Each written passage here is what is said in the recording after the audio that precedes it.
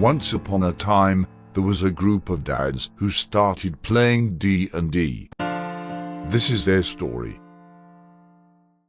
Hello and welcome to D&D with Dads. We are back with the whole gang. That's right, everybody. So we are in the Mage's Tower, guys, and the Mage's Tower is a place that is very strange. So far, there have been some things that have been challenges for you guys, but the best is yet to come. So you guys have made your way through at least some part of the exploration of the tower. And where we left off, you were heading up to a next level. So as you were heading up to the next level, you were, prior to this session, talking about determining where and when you actually were, maybe specifically when, because you had some inclinations that based on how the flooded forest looked around the Mage's Tower, that maybe you had gone into the past somehow. Prior to going up to the next level, is there anything specifically that any of you wanted to do, spells you wanted to prepare, equipment or weapons that you wanted to have ready? I'd kind of like to have a. Go ahead, man. Sorry, I'd kind of like to have a discussion with the group before we head out of the safe place where we were resting. Smart. What did you have? Humphrey? I want to sneak. I don't think I do that enough. And I was just reading my character sheet, and I have invested a lot from my history into dexterity, which is the natural thing that people should invest in as a wizard. And so I think I'm going to start sneaking a little bit more. Okay.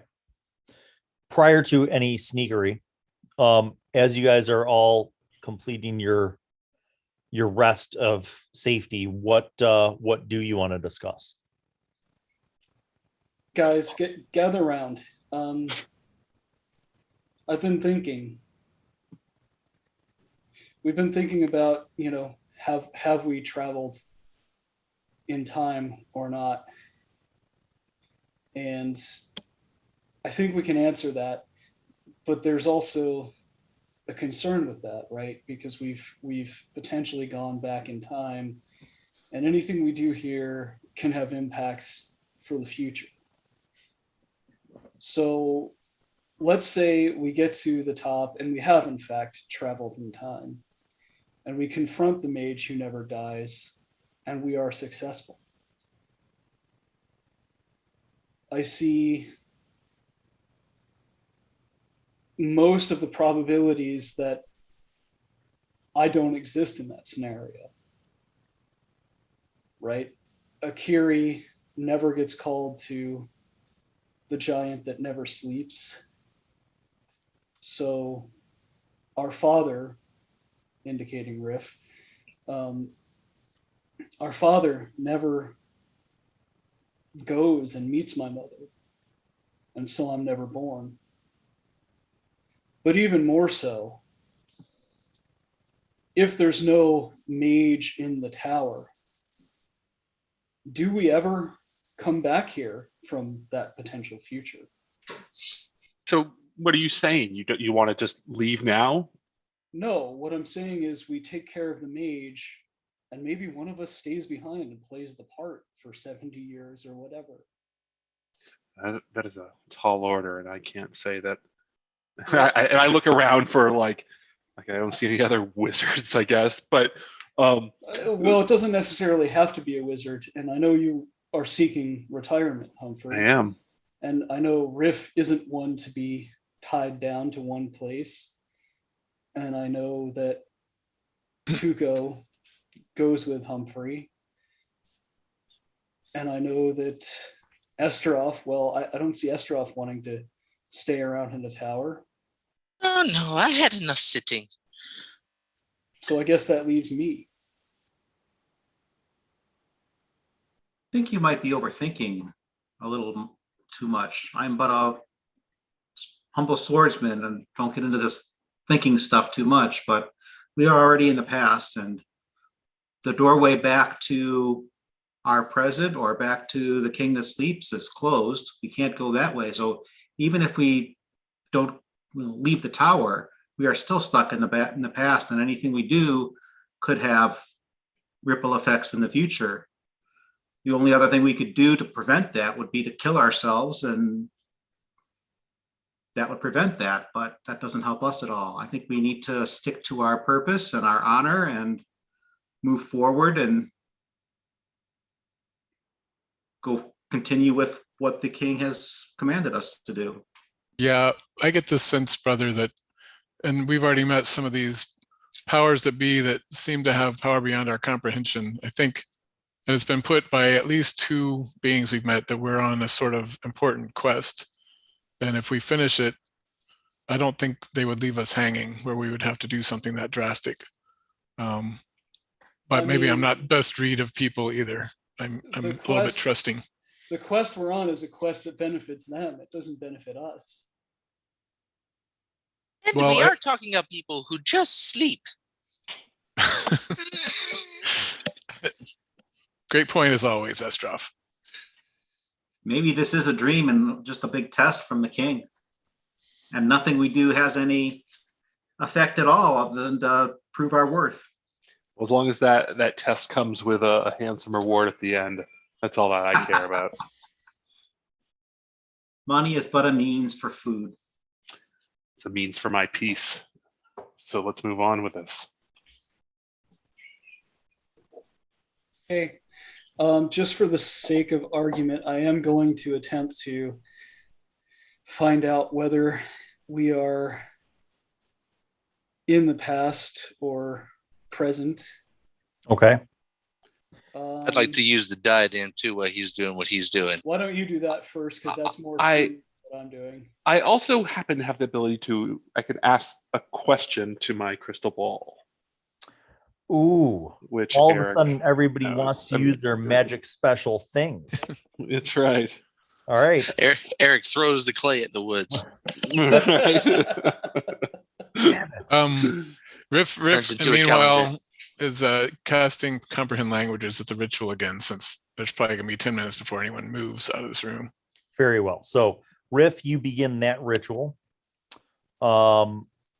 We'll go ahead and say that, well, Estroff can, if you want to be the first person to use one of your magic items. Tell me how are you trying to channel your insights and questions? Being that it was my grandmother's, I'm trying to think of the woods as she would. See if this is more like her woods or more like the woods as I knew. And if it's neither, then it would be after us. So, or way, way, way before her. I'm going to have you make a wisdom saving throw with advantage. Awesome. So we're definitely going to go with the 18 and plus 7. Jesus Christ. So that's a 25. You sense from this wisdom that is imparted to you that you are indeed in a time of the past, but not the same timeline on which you were born. So you were in the past, but not your own past. So it's before us, but in a timeline that doesn't include us. Perhaps. Okay. Yes. Who else wished to consult one of the magic gifts?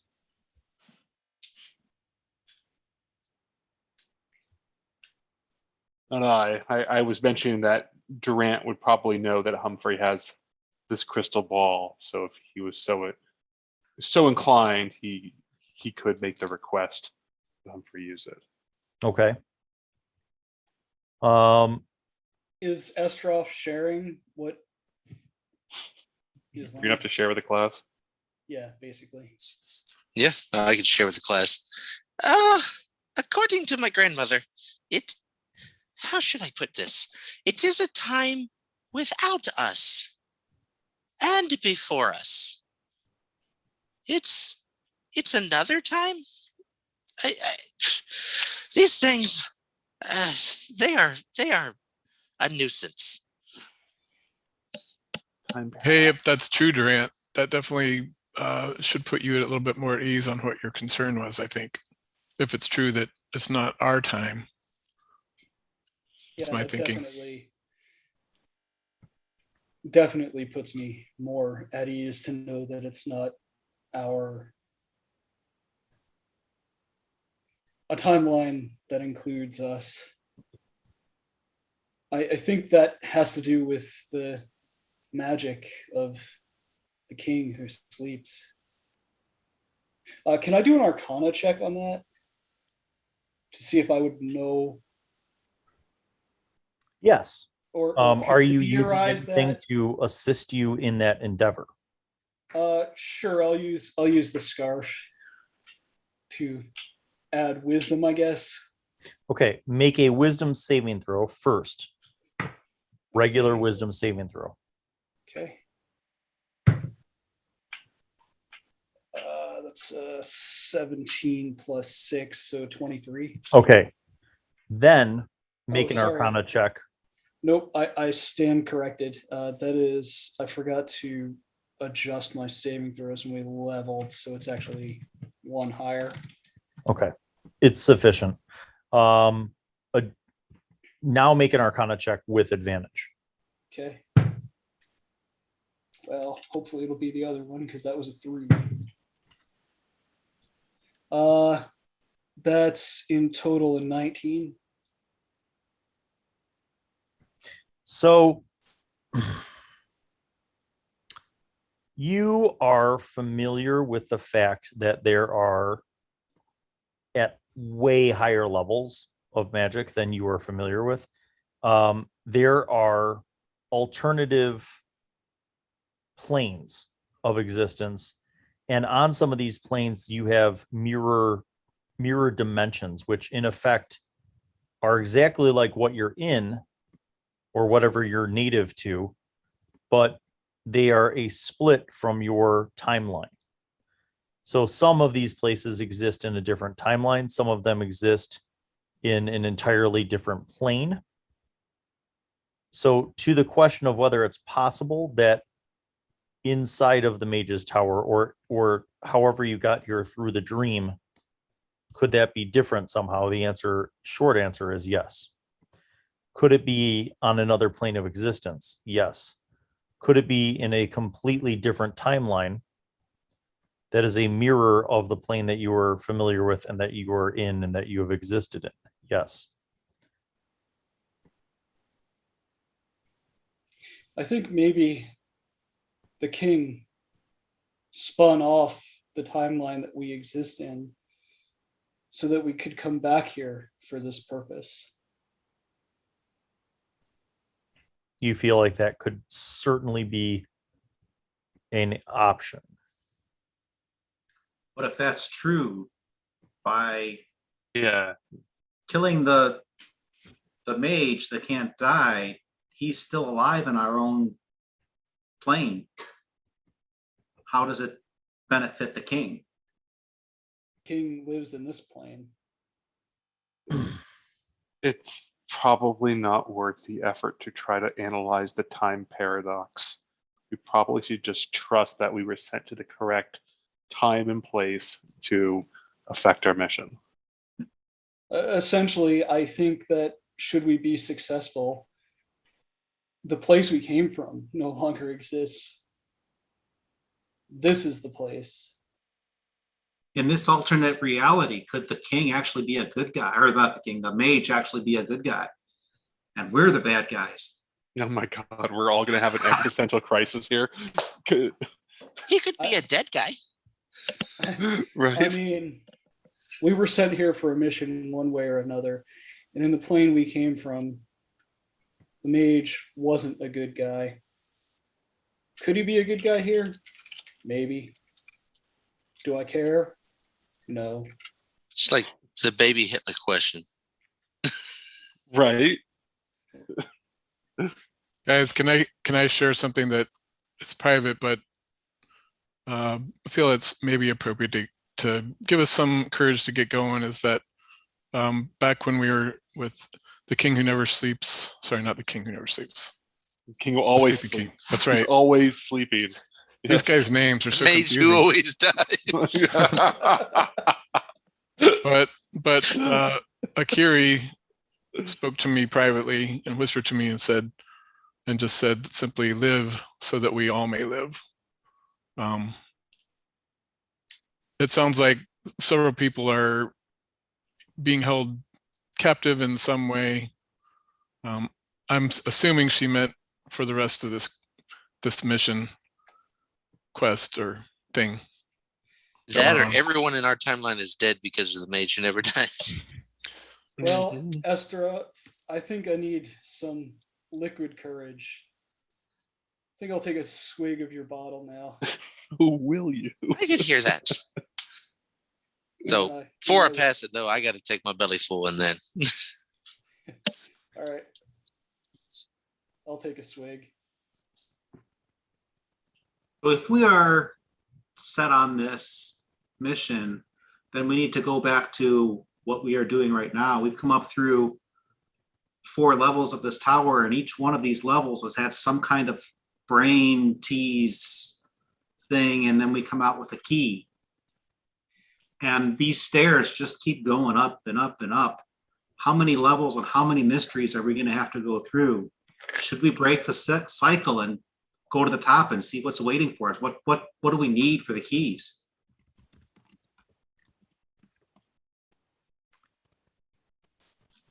Very good question. Let's just go.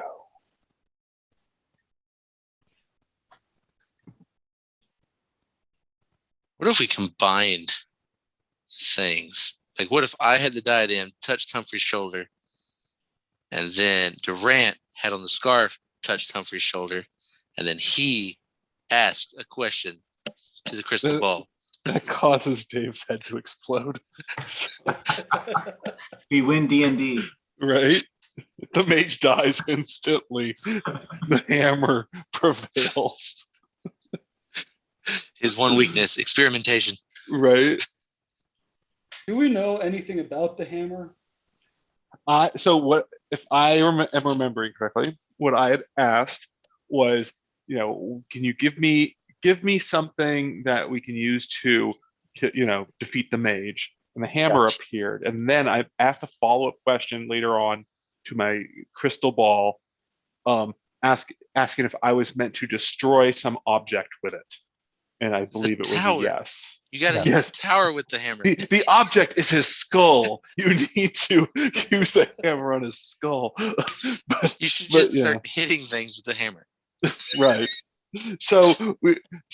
Which leads Humphrey to believe that the best course of action here, which he hasn't discussed with the group, but the best course of action is simply to focus not on attacking him, but figuring out what he values and what that could be destroyed. But again, we have all these keys, and what do the keys have to do with the mage? Well, if there was a way that that could be formed into a yes or no question, I might be able to help you.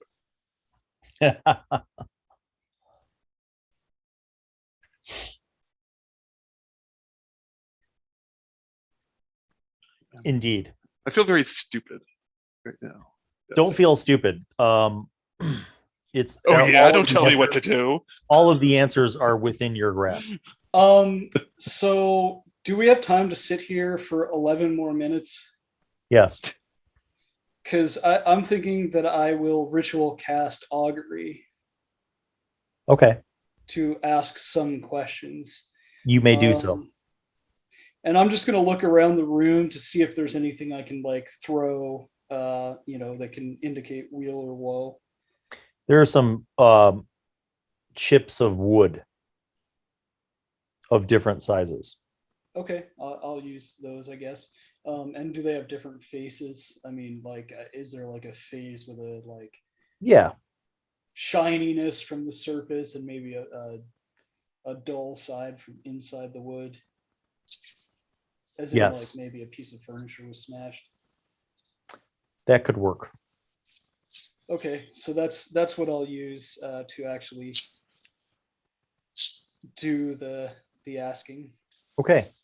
You concentrate, you ritually cast this, and then you begin the augury divination process. Proceed. My first question is, are there more than 10 floors in this tower? You are Could we fair- walk up more than 10 floors in this tower? Yes, you could. Could we walk up more than 20 floors in this tower? No.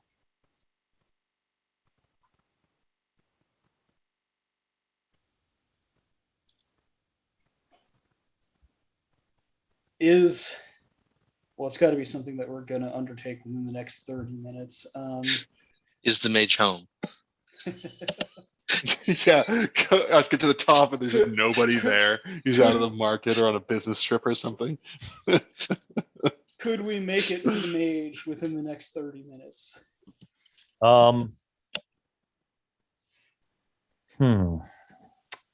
That is a good question.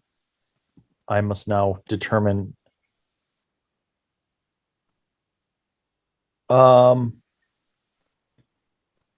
You could. Like an elevator somewhere. Is there a window on this version of the tower too? I was literally going to ask that question too. Are we able to see out? You haven't seen a window yet. From the inside. From the inside. You haven't I seen want a window yet. I could dimension door myself up to the top if I could see the top from outside. I mean, the rest of you guys would be screwed, and it would probably be a terrible decision for me, but I could get up there. Don't But forget too that we've seen some illusions here. Do you remember the sconces on the wall? What if there's an illusion that's covering up any windows on the side of the tower? Is anyone good at seeing through illusions? From what we've Yeah. seen, there isn't anything preventing us from going up the steps. We could go to the top and see if there is a trapdoor to go to the outside from the top. Let's go. I think we need more information than just going one right after the other, the way they want us to. And we have information now. How many more questions do you have? Or was that that it? was my 3. I'm done Oh. with questions. We have more information now that there are more than 10, but less than 20 floors remaining. Well, let's go up another floor. I think we go up to the Second top that. and find out how many there are before we choose. That's what any I to go think. in. Are we outside or inside right now? We're outside, right? You're inside. Oh. You've been inside, working your way up through the tower. Yeah. So It's you guys, fine. you guys are gonna go up the stairs to the next landing. I'm supportive Yes. of that. Yes. Me Okay. too. Yeah, I This- mean, I'd kind of like to go further up than that, but yes. Well, let's see what's at the next level. But before we try solving any more riddles, we'll keep So- going up. So you guys go up to the next landing. There is a doorway, but no door, just a cloth curtain suspended from a wrought iron rod across the top of the door. The curtain's kind of fluttering as if there's some air flow. Can I use the spectacles and the diadem? You could use them not, I mean, Like, you're attuned to all of them at this point. So you could use either one of them. yeah. I'm going to use the spectacles first, but they show us friend or foe. Basically, they don't necessarily work on non-living things. I don't think, but I don't Yeah. know. The spectacles don't really lend you any insight as to what is behind the curtain. I just put the diadem on instead of the spectacles. You just I want to use. get a feeling like grandma's warning you to be careful. Can I use Mage Hand Yes, to move the curtains? you do. and I'd like to Open the sniff curtain with Mage Hand, and you see another Mimic. large, Mimic. a large semicircle room. So like each level you go up, it basically alternates, and you see half the tower on each side, right? But this one has open windows, and there's fresh air coming, and you see that this like room looks like a library. There's a large, long, rectangular table with books and scrolls on it. In between the windows along the semicircular wall are built-in bookshelves with books and scrolls. There are 4 distinct sets of shelves, and each one of these are probably like 12 feet wide and 10 feet tall. I want to explore the books. Look. Yeah, I mean, Let me the ref finish. is like- Let me finish describing. So window, bookshelves, window, bookshelves, window, bookshelves, bookshelves, window, bookshelves, window, bookshelves, window. So 4 windows with bookshelves in between each one, right? And how many? And there's a chandelier hanging above the large work table with all the books and scrolls on it, which has candles in each of the slots of this chandelier. So it was obviously at some point meant to illuminate things. The candles are not lit. Hanging from the center of the chandelier and blowing in the wind and kind of making a like ting ting ting ting ting sound, almost like like when people hang up wind chimes. But these are not wind chimes. They're 3 keys. 3 silver. They look like the keys we've gotten before. From 30 feet away, yes, they do. Can I go and start looking for any spells that I can add to my book? Yes. Are you walking to the table or the bookshelves?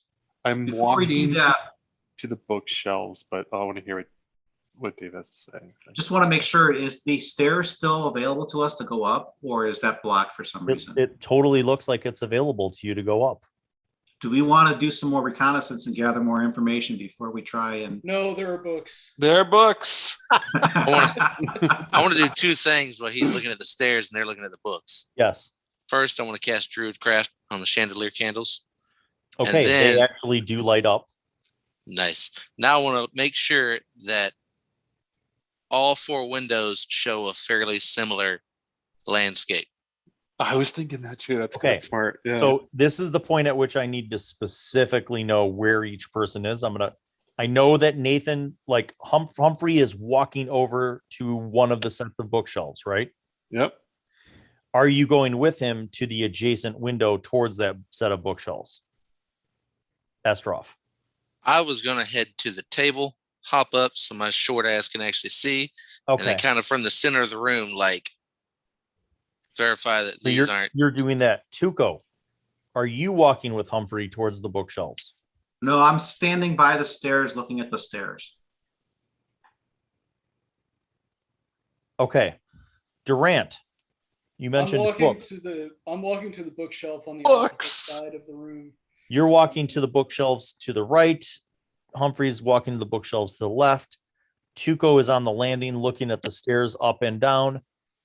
And last but not least, Riff, you have been awfully quiet. What, in fact, are you doing? Riff is going to stand in the middle of the room, or at least try to be centered between everyone. So everyone kind of can by be the within his, table, kind yeah, of like- by the table and Estroff. yeah, like so everyone can hear me, like be in my voice range. And he pulls out his harp of calm emotions and starts to just play on it. Not to use the spell. Can he play on it just like as a regular harp and Yes. not? Okay. And just start playing. He's getting a little bit creeped out and getting a right. counter charm ready to go. You guys, as you kind of move into the room, except for Tuco, who's on the landing, you feel the wind from outside kind of pick up, like to the point like where your hair blows a little bit. You kind of feel it. It's not cold. It's just wind, just little wind. There are no windows at these windows. These are just open frames, with wooden shutters, but they're all open. Humphrey, you Mhm. walk over to the books. Yes, I do. I am looking all over. I'm looking for spells to add to my book. You're going to make a investigation check. Ooh. Not perception, investigation. I thought you'd never Durant, ask. you are walking to a different set of bookshelves on the opposite side. You are going to make an investigation check. Ah, bollocks. 5. You see so many books in at least a dozen languages at your bookshelf, Humphrey. Elvish, Dwarvish, Infernal, Abyssal, Celestial. I speak Elvish, so can I try to pick up an Elvish? Like, yeah, you could pick up any. So you start perusing the books. Mhm. There are books on every academic topic. Nature, medicine, history, religion, arcana, just and you're like, this is the kind of stuff that you haven't seen since you were last at the academy. Like, this is the caliber of that quality. Durant, what did you get for your investigation? I'm actually going to burn my inspiration from last session to re-roll. My Okay. initial roll was a 14. And that is a 22. Ooh, you killed it. Nice. Make me a intelligence save. Oof. That's a 6. Headache. You are literally, your mind is blown. You're staring at these books.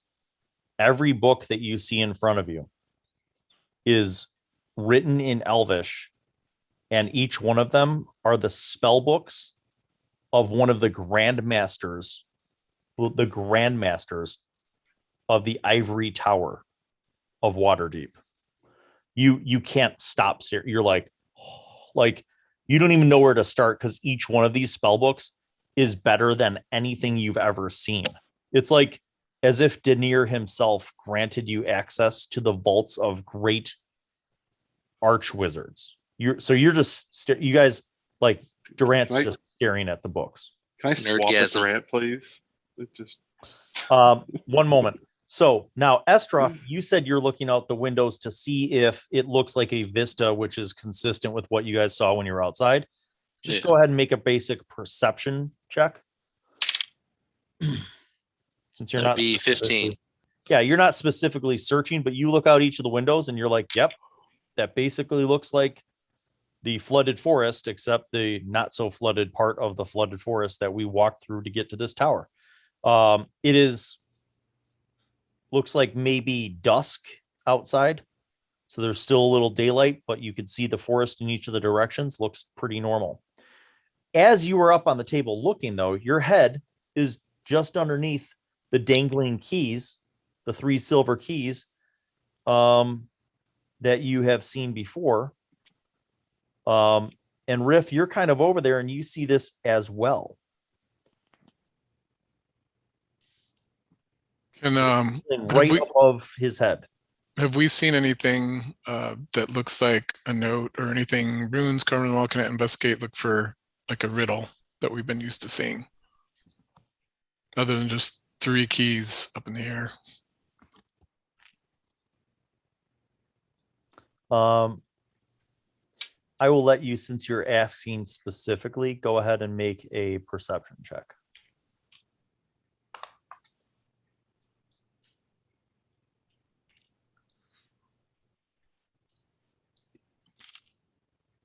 These 9. 3 keys are all that there are.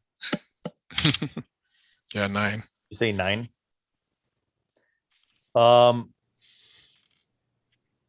You don't see anything near the keys, like where the keys are hanging, or anything on the chandelier that would indicate a riddle.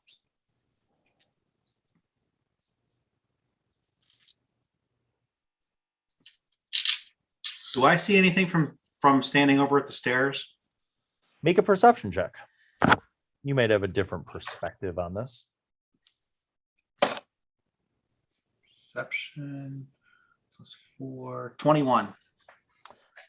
Okay, you don't see anything. You're at a distance.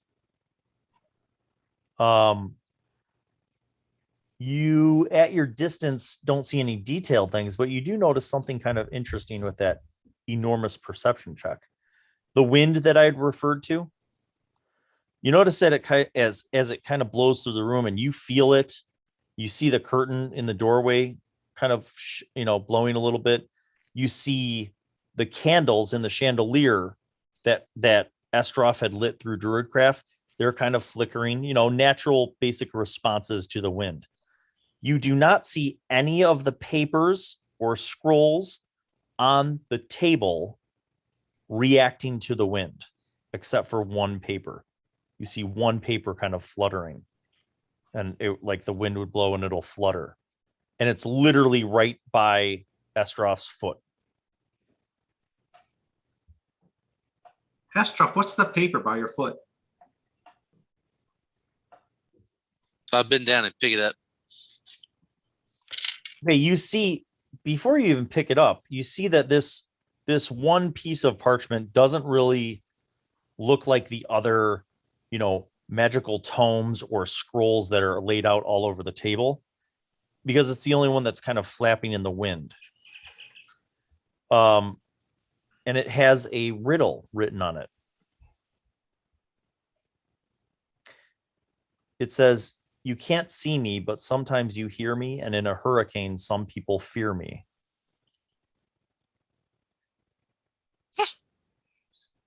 We have to do something with the wind.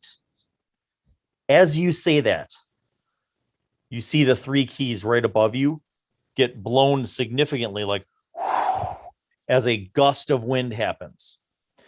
Make a strength saving throw. This would be Estroff and Riff. Both of you need to make a strength save. Okay. 15. DC 15. Nice. I just made it. 15. 6. How does the gnome not move?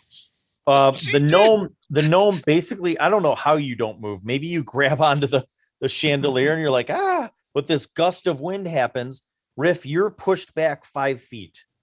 You don't take any damage, but all of you guys sense this. So, Humphrey, you sense this and you hear and you look, you see the ting ting ting of the keys kind of clankling around in the wind, and you see like a gust of wind blowing through Estroff's hair and his beard, and he's like holding his cap, and you see Riff kind of get pushed back, and you even feel the wind. You don't see Durant do anything. He's just staring at the bookshelf still. Does it affect my ability to keep searching for spells? It wouldn't affect any. Good. Estroff That is is on the what. chandelier with the keys. What's that? Did you say Estroff was hanging from the chandelier now? Is Well, that how that's up to him. He can choose how he resists the gust of wind. I'd say the keys are probably more likely. I'd probably reach up and be hanging from the keys. Okay, then you're holding on, and the tiny little silver chain that was holding the keys up to the chandelier snaps, and you fall to the ground, but you have these 3 keys clutched in your hand, which I will now show everyone as I do a share screen.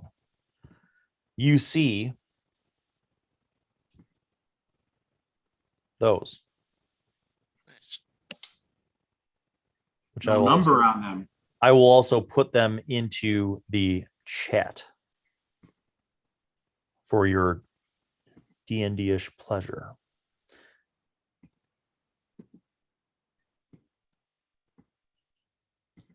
So you have not 1, not 2, but 3 keys. Keys of 3. Hey, Durant and Humphrey, I think we got what we came for. There it is, boys. We have time for research later. No, we do not. It is time for me to look for spells. Now, I will say, as you're looking at this, you said you grabbed one of the books that was in Elvish.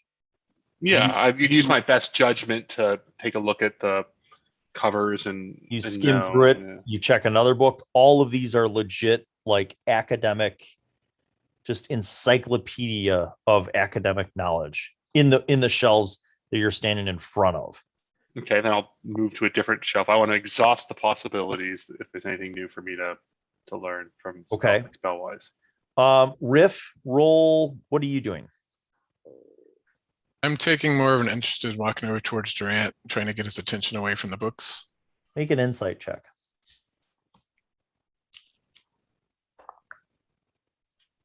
Like a wizard siren.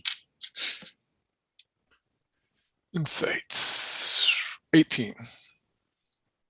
Something's wrong with Durant. Like, as you get closer to him, he's not moving. And I mean, like, not moving. Like, he's like just steering straight ahead. You do this, nothing.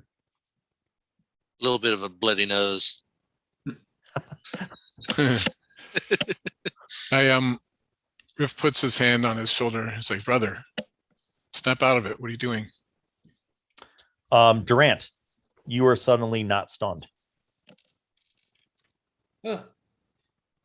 Sorry, but spells, archmages. Riff, make a perception check. 6. The books in front of you have the most exquisite collection of the histories of the realms written by the greatest bards you have ever seen. Guys, hold the books open next to the wind. Do the pages flap as you would expect them to? Is Tuco looking over at it? Is it just like a swordsman magazine? No, I'm just standing by He's the too stairs. far away. He's like 50 feet away from everyone and everything, but he sees you guys doing that, so he shouts this suggestion. Is Riff stunned or can Riff react? No, Riff can react. It's like, no, these are some of the most amazing recordings on paper by bards. No, they're spells look, by Durant. archmages. No, clearly, like you could see one of the master bards of 300 years ago right there. What are you talking about? Remember we were talking about illusions. Pull it off the shelf. The moment that Durant reaches to touch the book is when everybody has to roll initiative. Dun, dun, dun, dun. Natural 20. Oh no, that will not do.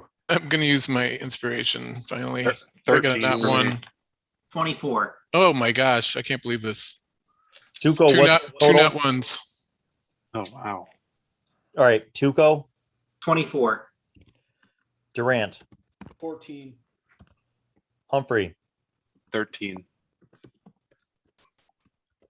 Estroff, 13. I already called 13. You can't get that. Riff. Fine. 12. My two rolls of natural 1 gives me a 4. Oh no. Worst use of inspiration die ever.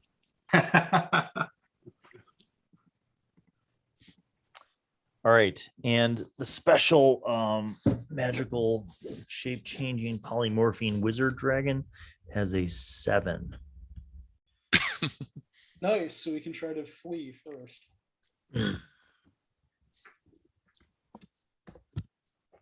Okay, everybody. Tuco, here's what happens. You experience another gust of wind as Durant reaches for this book and grabs it. You're out in the hall, though. You're 50 feet away, so. So I don't see anything attacking, or? No, you don't. You don't see anything attacking. And my companions are still enthralled by these books, right? They seem to be talking just fine and moving about, and they were gesturing to each other, and then Durant reached and grabbed a book, and you felt another powerful gust of wind cascade throughout the whole room. you being out in the hallway still, or in the stairwell still on the landing, that's all you get from where you're at. All right, I'm going to take out my longbow and try and shoot the book out of Durant's hand. Ooh, that would be awesome if you roll the 1. Go ahead. You lock his hand onto the book. Plus 7, 25. All right. Well, you do that. An arrow thuds into the book. Make a dex save, Durant, to see if you can hold the book. What could possibly go wrong with a natural 1? The book falls out of your hand, and it's sticking into another book that's on the shelf right behind it. The arrow penetrating thoroughly in a most accurate of shots. This brings us this room anymore. Leave. Well, so that was your action. You still have a bonus and a move. Do you want to do anything else, or are you good? I'm good for now. All right. This brings us then to Durant, believe it or not. Really? Wow. Yeah. What does it say when Durant's second in initiative? Do I sense any danger? Yes. You sense windy danger. Just All right. There's something scary about that wind. This wind is not a friendly wind. It's you touched something that you shouldn't have touched wind, and you're in a magic tower. Okay.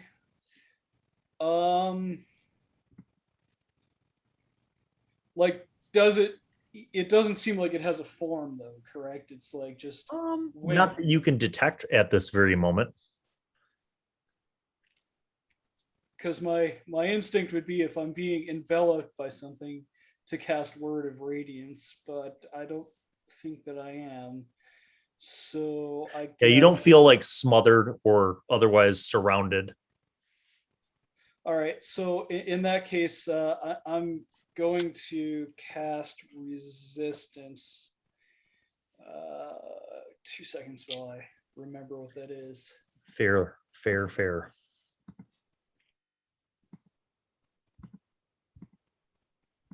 I still wish I could do fireball all those books. You touch one willing creature, myself. Once before the spell ends, the target can roll a d4 and add the number to a saving throw of its choice. Okay. So that's what I will do. Okay. I will prepare myself in case I need to make a saving throw. And I guess I'll attempt to back up. Okay. Did that trigger anything? No. So let's just say that you're casually disengaging. Humphrey, it's your turn. So there's wind in the room. Yeah, so about 30 feet away from you on the opposite side of the semicircular wall of shelves and windows, you see Durant and Riff like bickering, and then Durant grabbed a book. You hear ting, and this arrow pins the book and knocks it out of his hand. This gust of wind blows through. You don't see anything. Okay, so if I've seen it feels like I got the impression, don't touch any books. You touched books and there was no problem. You were reading a book. You were skimming through several books, remember? Yeah. Okay. Then can I go to a different bookshelf and see what books are there? Yes. But I would like you want to go to the next shelf over? Yeah. Okay. You go to the next shelf over, just based on what you're able to skim. Go ahead and make an investigation check, since this is kind of like your move. All hell is breaking loose over to this side. Well, I mean, it doesn't appear that way. It just seems like I'm seeing you guys in the distance. It's windy, and then like you're shooting books, and it's like, okay. So I got a 9. So you don't get a lot out of that, but just because we're in combat, like you kind of like see all that, you run over to the next set of shelves, and you're just looking at the spines, and it looks like most of these books are about religion specifically, like different religions in the realm. So All that's right. 6 seconds. Yeah. That brings us to Astroff. All right. So putting on the spectacles, is that a bonus action? Sure. So I'm going to do that since everyone's freaking out. And I had already tried the diadem. So I'm going to take the diadem off and put on the spectacles. Son of spectacles. Well, make a perception check. At advantage? Yep. That would be a 13. All right. So the rosy spectacles show that there's something in the wind, like literally that it's not just a breeze. There's literally wind that is animated somehow. It does not reveal it to you, but you know that it is within reach of both Riff and Durant. Like you could see the wind taking form. Is it anywhere around where I saw that book get shot by an arrow? Yeah, well, it's right by them, which is right by that area. I'm gonna shout out to everyone. You know, there's something in the wind. Just, hey, everybody! There's, I don't know, wind. Move. I see the wind, but it's not just wind. But there's something in the wind. There you go, going on like a weirdo again. That's right. Hey, everybody, there's wind. Is there dust in the wind? Any chance? God, that's all we are. Yeah, that's all it is. This whole campaign just becomes classic rock lyrics. It really should be. You know that I'm tempted to just do that. All right, so that warning comes from Estroff, very serious and vigorously referring to the wind, which is strongest over by where you first felt that emanating from by Durant and Riff. I will say in a manner of reaction. Would it make sense? Let me think about this.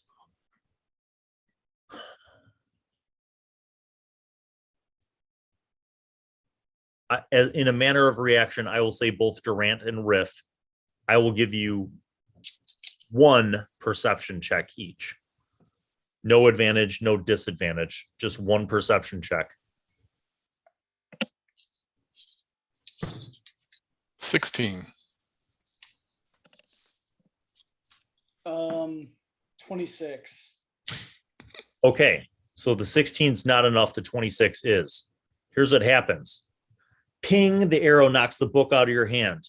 You turn to look at your brother. You're over the shoulder. You see, Tuco in the hallway with the bow. He's obviously the perpetrator of that arrow.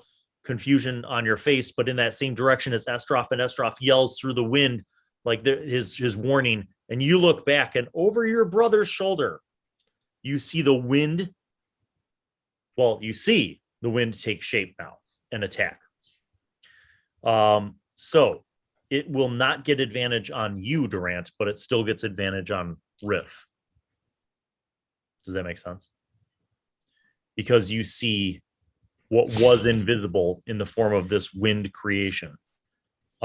Something that I'm going to let you make an Arcana check for next round. Okay, so the attack. First attack, Riff, armor class 15. Does that hit?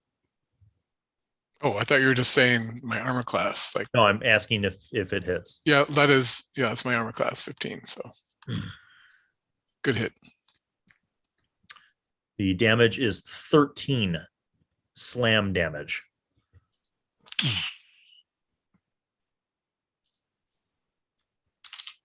I can't believe it didn't do better than that, but second attack with no advantage is against Durant and gets a 9, which is going to be a severe and suckitude miss.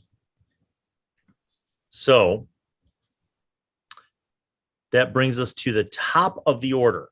Now the thing is visible. And what you see is basically air that has taken shape. So I want you to imagine if you could somehow take fog or mist and make it take shape. And it is a demon, otherworldly, weird looking creature with no visible sort of humanoid features that is just slamming around at both Riff and Durant. So top of the order, Tuco. So I can see this, and it's actually Now you can see physical now. It is visible. Yes, it doesn't have a corporeal form. You know what I mean? It's not a physical thing. It's literally wind, but you can see it now. Rolling a perception check, was that Riff's turn? Because he didn't do anything, right? Oh, my bad. I'm sorry. You're after the thing. It is now your turn. Sorry. Bottom of the order, Riff. Okay. So you could see it. Yeah, so obviously if I try to move, it'll get an attack of opportunity. Right? You could disengage. That would be your full action, and then you could do your movement. Okay. Right. So you could disengage and then do your 30 feet of move.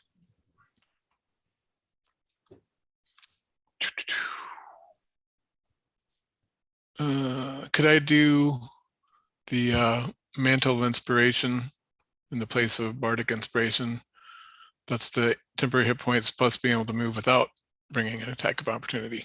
Yes. And that's a bonus action. Yes. And I'll give that to everybody. Okay. So Riff will do that. Feet? Is it what? I'm sorry. What's the range? Oh, or is it just everybody who can hear you? It is anyone that can see me within 60 feet. Okay, so Tuco is included in that. So Yeah, all of you guys get the benefits bestowed by the mantle, which is how much is it? Temporary hit points? It's 8 temporary hit points. Okay, and a free move. Yeah. So I had 8 temporary hit points from before. Does that stack or no? No. Okay. Those you lost after the rest that you guys took. So it's actually a bonus action to use that, and then I get the move for free, and then an action, right? Yes. Okay, so part of the Mantle of Inspiration is that Riff gets to take on a wondrous appearance, and so he wants to just take on sort of like his robes are kind of billowing and being lifted up by the wind too, but backing away from this thing.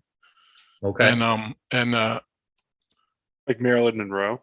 Like Galadriel. and finally, I want him to cast use counter charm. I've got a short song prepared, if I may, for that. All of a sudden, charm indeed. So in order of operations, you do the bonus action. Mm-hmm. You make your move, and as you're backing away with magnificent appearance, you were going to do counter charm. Yeah, and I already had the harp out, so like I'm playing that. That's true. So and here's the little ditty, and it's kind of in the style of a Gregorian chant for guys who know Gregorian chant kind of music. If there's something strange in your tower crawl, who you gonna call? If there's something weird coming down the hall, who will you call? Ghost Breakers. Yeah. So there's no copyright infringement. That's right. This will disrupt mind influencing effects. Kind of too late for that because our minds were already being influenced earlier, but just in case it happens again. I'm trying to think if this would have any impact though on. Okay. Carrie, let me check something. I need to think about this for a minute. Carry on, my wayward son. Yeah, carry on. I am not afraid of any ghost or wind. I'll tell you this much. After everybody hears that, none of you are afraid of this terrifying creature despite the fact that you aren't sure how to damage it and or if you can damage it. But you guys all feel completely empowered by the Song of Riff. Top of the order, Tuco. So who is closest to me and how far away are they? Riff just moved towards you, but he's about halfway. So basically you're at the entrance. The middle of the room is Estroff and Riff. Durant's basically by himself next to this thing, and Humphrey's about 20 feet down looking at more books. How far away is Durant from me? Like, let's say 20 feet, 15 or 20 feet. Okay, so I want to use. No, I'm sorry. Song. Durant's the full distance. He hasn't moved. So Durant's 40 feet. What about Humphrey? Humphrey is half, let's say 30 feet. And then the other two are about 15 to 20 feet away from you. Okay, so for my action, after hearing this inspirational song, I'm going to run to my master, Humphrey, my 30 feet. Yeah. Try and grab him and bring him, use my bonus action dash, action to grab him, bonus action dash to pull him back to where I was. Okay, make an athletics check. Humphrey, you also make an athletics check. 13 plus 4, 17.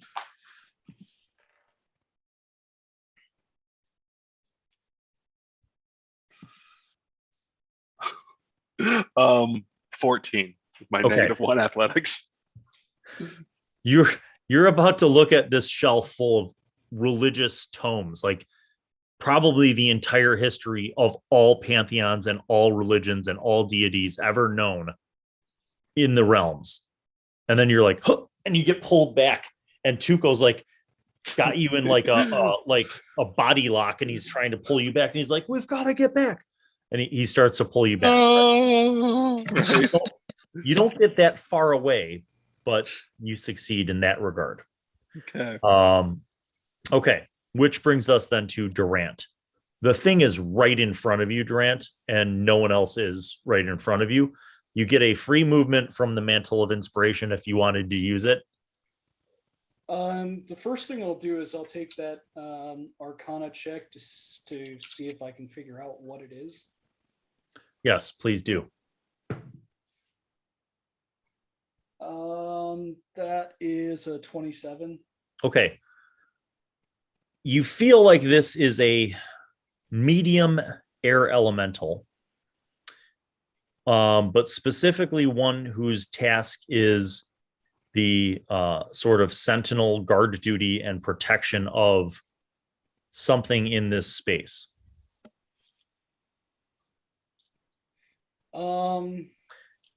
You do not get the sense that this will respond favorably to diplomatic negotiations.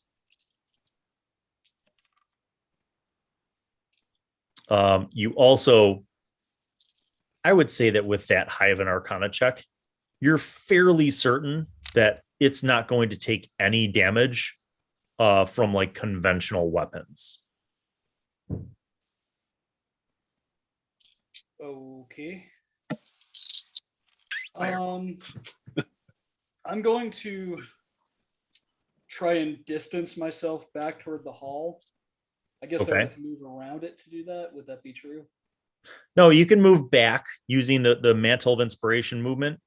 That'll get you a movement for free. And then, since you're already disengaged, you could use your regular movement, and that would get you all the way out into the hallway if you wanted. Okay, I will do that. And then I will cast Suggestion. And I will say to the elemental, it can go back, it can rest now. In what? Let me see. Limited to a sentence or two. Does he have to? That can hear and understand you. Creatures that can't be charmed are immune to this effect. So the question is, can he understand you? Understands common. Yes, he does. Orin, which is the elemental of air language, and understands common but doesn't speak it. So you say that again. You can rest now.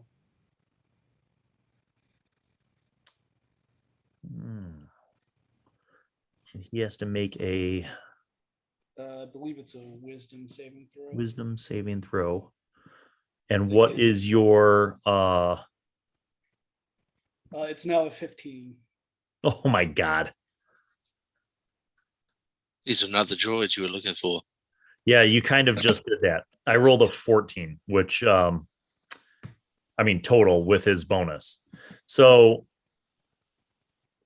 you can specify conditions that will trigger a special activity or duration. The conditions are met, so you can rest now. I can't believe you just defeated this creature with a 2nd level spell. Well, is it magically bound or something? Well, so yes. Well, then how can a suggestion? You can't suggest it away. It's not like you can make a conscious decision to stop. It has no resistance to or immunity from charms. And this is but if you're saying it's magically bound to defend whatever the hell it's defending. No, it's magically bound to the space. And it's triggered by something. Plus, I mean, it's not that hard to say, go on vacation. Yeah. Everyone will just be like, oh no, you're making me go on vacation. This is terrible. Right. Yeah, he's not saying, he's not saying, like, Durant's not saying, like, let us loot this place. Basically, what his suggestion did in, sort of meta terms was reset the conditions. So here's what happens. That you see the thing kind of like flutter back, and then it just sort of like waits there. It stops aggressively moving to slam you. Well played, Durant. Well played. That was good. Would it be suggestive? So I was inspired by Durant's move right there. It was rather inspiring, wasn't it? All right, Humphrey, it's actually your turn. Well, I mean, Zuko's pulled you back, so you are actually back kind of by the entrance. Astroff, what do you do? Well, instead of casting what I was fixing to cast, I want to cast Spider Climb. I want to take a look out the window. So I lose my turn because no, you don't lose your turn. I'm sorry, I miscommunicated that. I just was kind of saying where you are. So, Mikey, I'll get to you in a second. You're going to cast Spider Climb so you can look out stuff. Yeah. But basically, at this point now, none of you are close to this thing or close to the bookshelves, right? So Humphrey, you're like basically back with everybody else now, more towards the entrance. What do you do? Okay, so I sort of perceiving that the situation is safer. A lot erupted in that last round. It went from, oh, this is no big deal to, oh, this is a big deal, and then Tuco grabbing me. But now it seems like this is less of a deal, right? Well, you're a spellcaster, and I'm not even going to make you make the roll because you have high enough Arcana. You know what Durant cast. You know suggestion as an enchantment, and you know that it's not powerful. So you Humphrey would not necessarily think that spell's just going to hold this thing at bay forever. Do you know what I'm saying? Yeah, I do. I just don't know what to do about it other than shoot fire bolts at it. Feel like that would end the effect that exactly that Durant's spell put on it.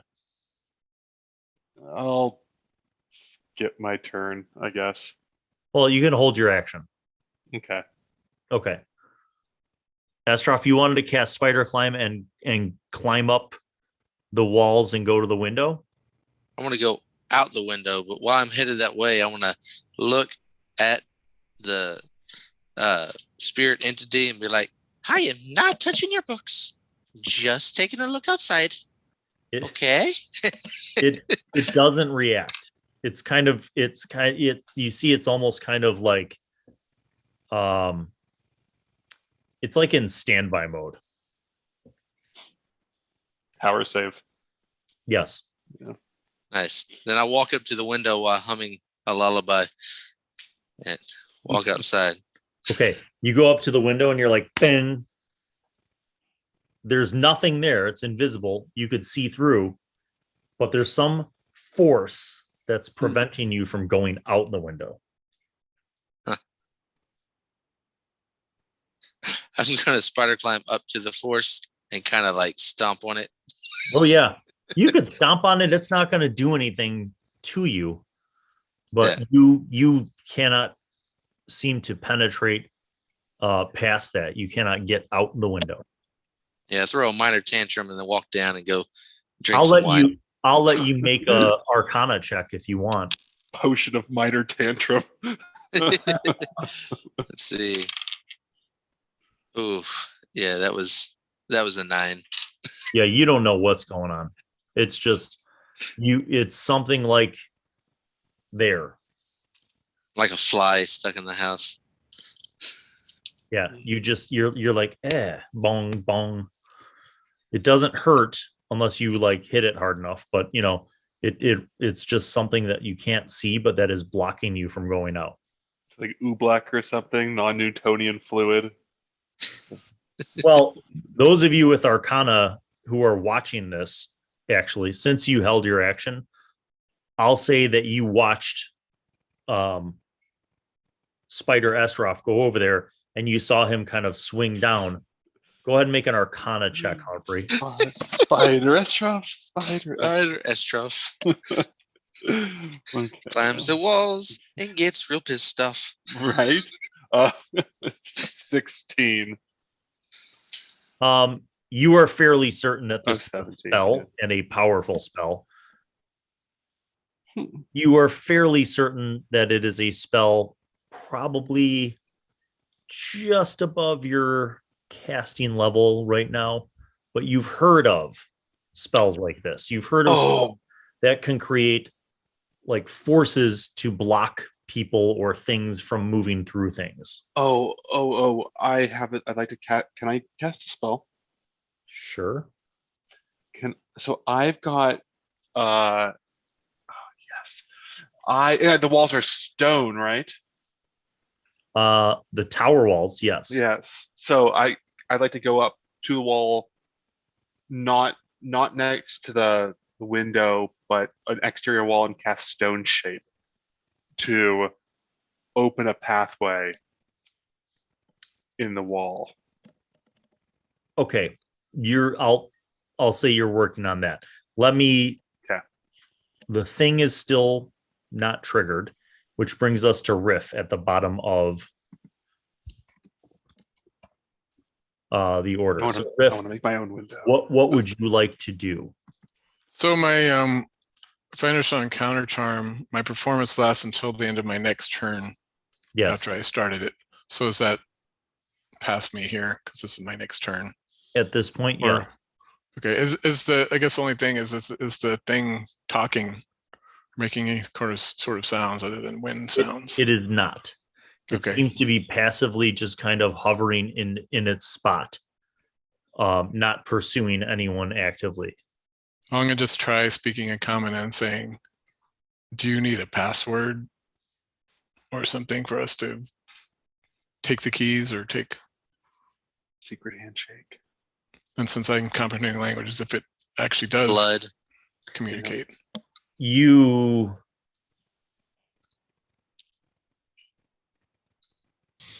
make an Arcana check.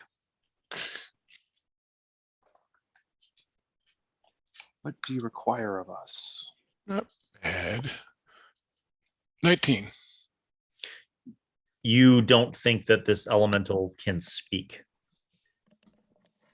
So you ask it a question and it like whatever its head would be just kind of like looks at you. And then it kind of like floats back and forth. Is it taking on a visible form to us? It's I would say semi-visible. Like, or is it like kicking up dust in the room that it's kind of like it's like a combination of like mist and dust. Yeah. It's a very ghosty kind of incorporeal form because it's an air elemental. Yeah, because I kind of felt like keeping counter charm going, but I don't get the sense it can charm or necessarily frighten as an action. So even though it seems ghostly, like you say, it's an elemental.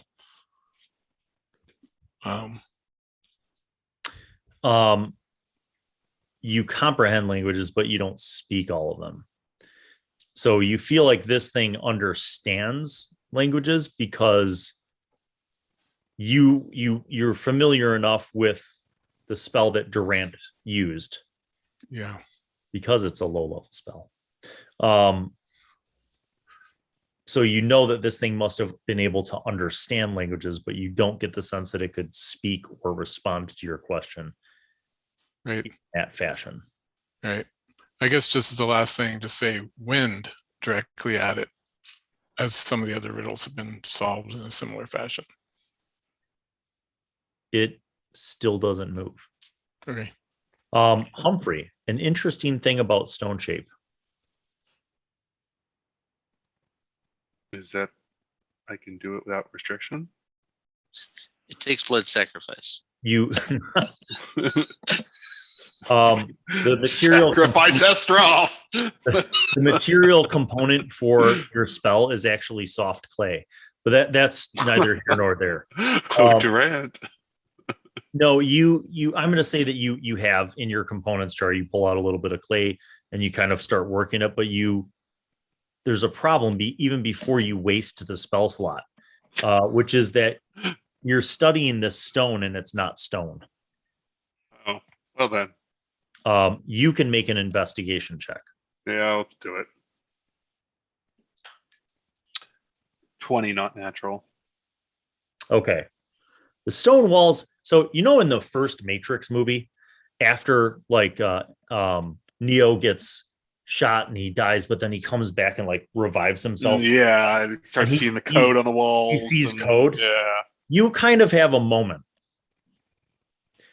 You suddenly look around and you're like, oh, none of this is stone. It's all just force.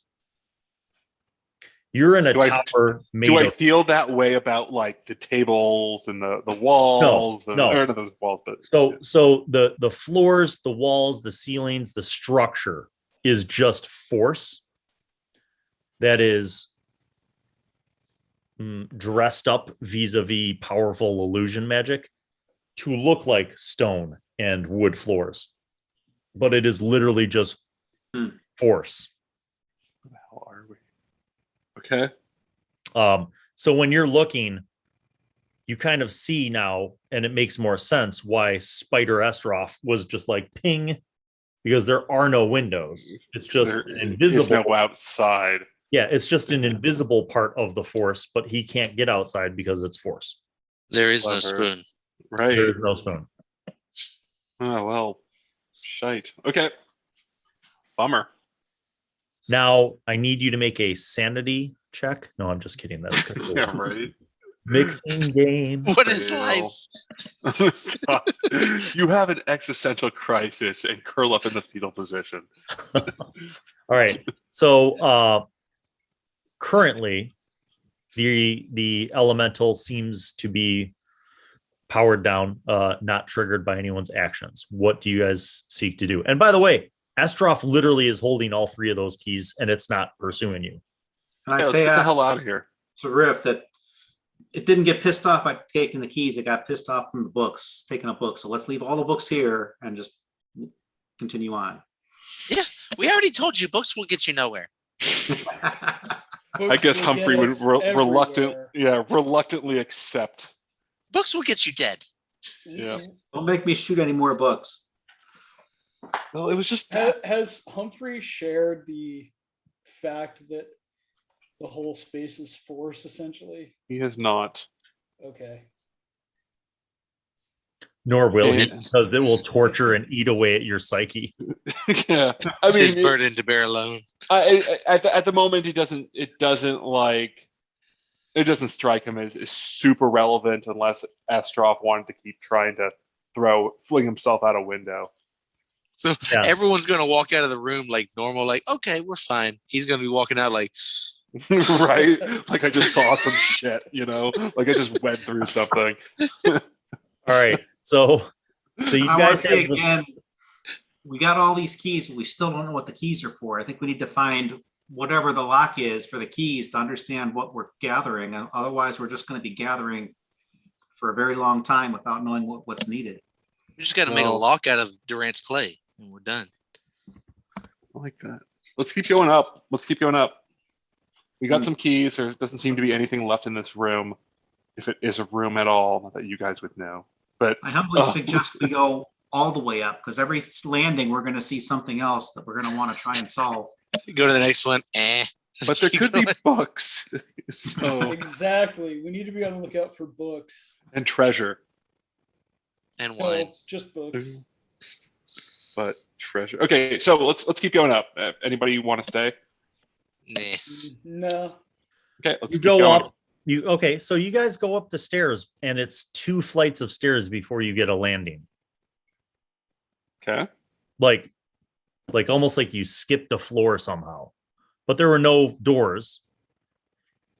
Does anybody want to check for traps or secret doors? Yeah, I'm sure it's cool. So I'll take an investigation on that. Any of you can do investigation if you'd like. Yes. oh God, 16. Hmm. 19. Might as well not have even done it. I got 2. 21. Unless someone Anyway. tells me to do it, I'm too stupid. Hey, Tuco, look over there. Investigation? See if there are any traps. We don't want to die to this wall. 5. I didn't think Tuco was stupid. I thought like he's a fighter. He's got some intelligence. Like barbarians are stupid. But he can't fight the room. I'm not That's true. stupid, but I'm not the smartest chip on the block either. Intuitive, yeah. So Riv's 21 is him thinking there should be another entrance here and just kind of feeling Yeah. the walls. I will tell you that none of you who were successful found any like secret doors or traps or anything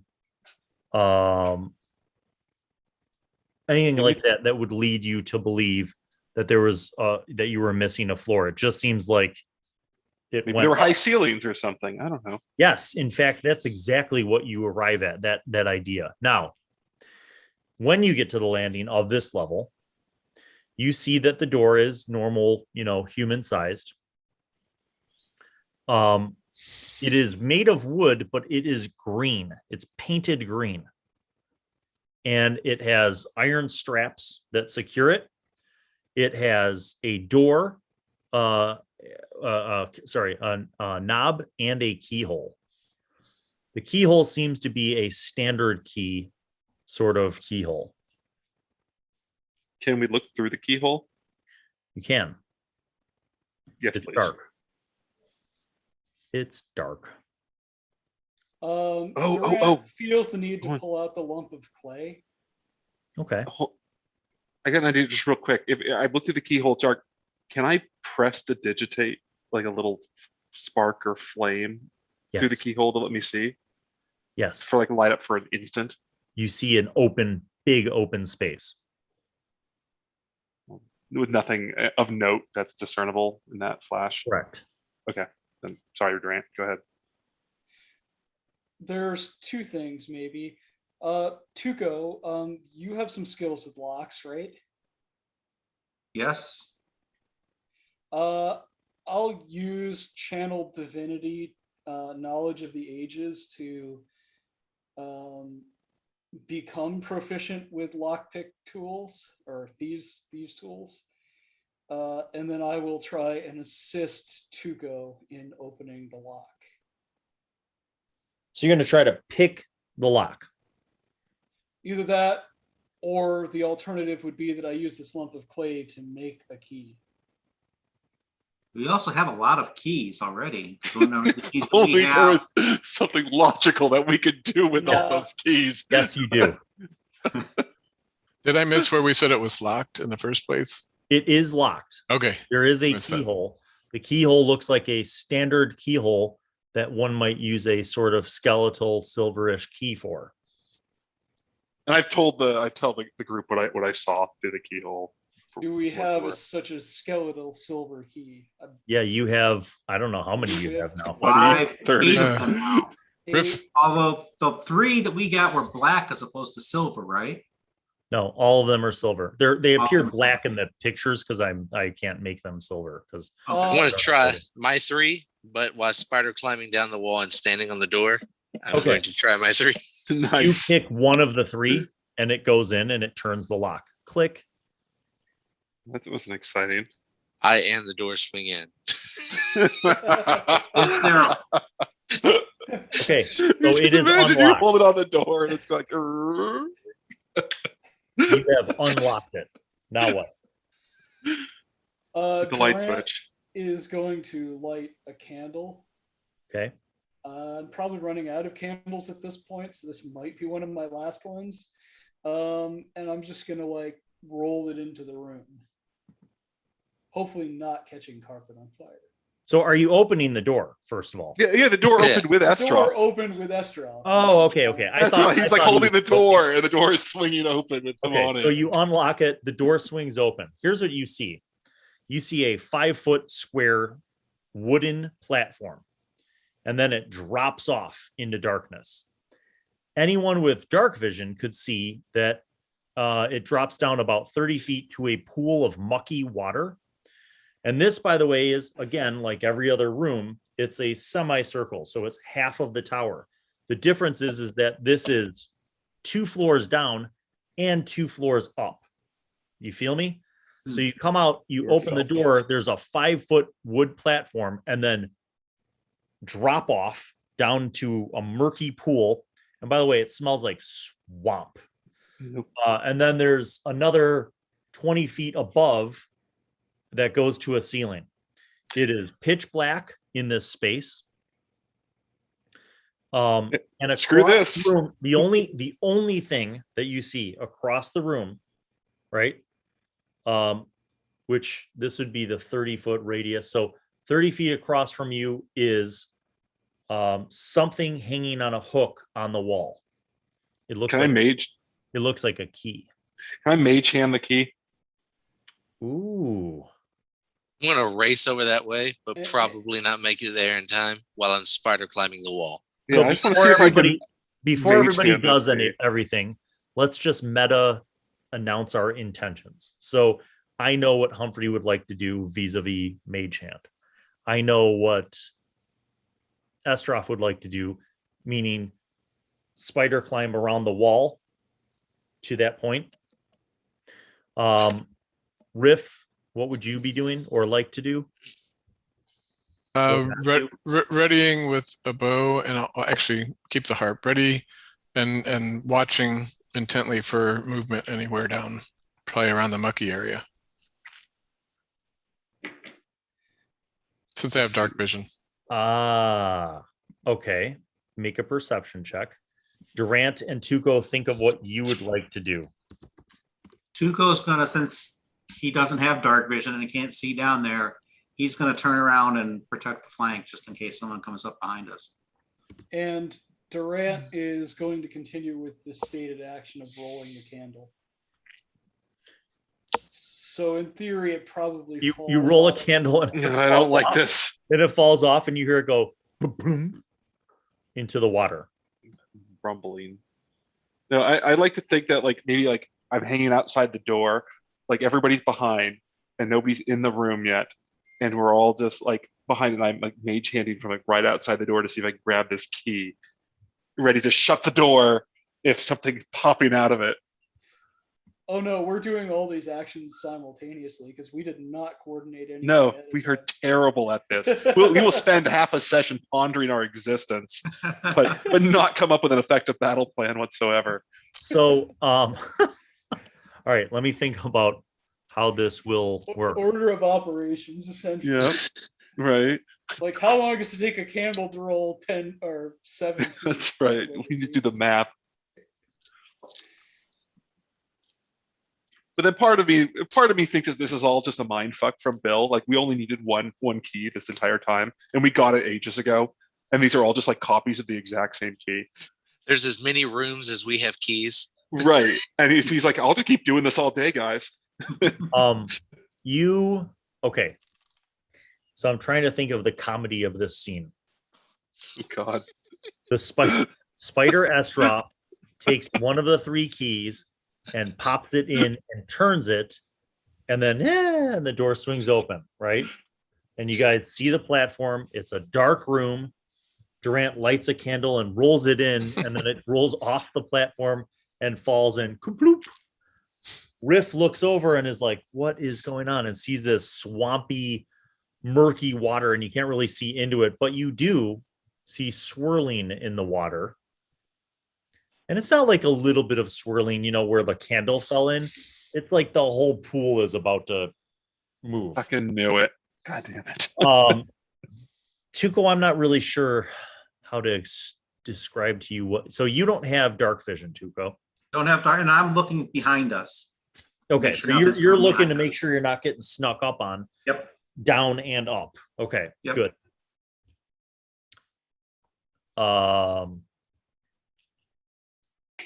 And I'll keep my ears open in case something happens behind me. Yes. Humphrey, you have, I think you can reach it. Mhm. I get really You would long have hands. you would have to step into the room onto the platform, and then you can reach it with Mage Hand. Okay. Okay, so you step forward. Yep. But I'm like witnessing, I'm watching this thing below, Wait and a I'm like, minute. oh, fudge. Can you see in dark vision? No, but you said 30 feet. Yes, but you don't. There's no light source. You're human, balls. right? Yes, I am human. So So you can't- unless somebody has a light, you don't see this. The only people who see the key hanging on the wall opposite of your entrance are the people with dark vision. okay. Well, then I As of cast right dark now vision. is And Riff and Estroff.